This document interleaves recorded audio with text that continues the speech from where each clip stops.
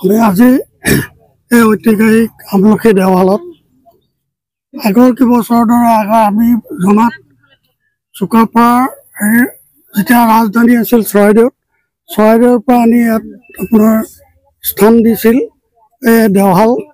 তেতিয়াৰ পৰা আমি জনাত আজিলৈকে সকলোবিলাক লাখোৱাবাসী লগ লাগি আমি এই কুম্ভা আগবঢ়াই আছোঁ।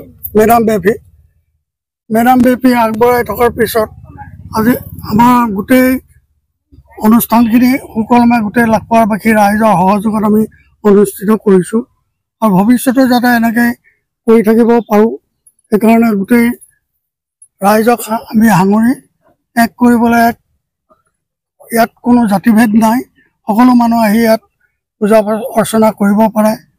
আৰু ইয়াৰ পিছতে আছে আপোনাৰ 28ত আপোনাৰ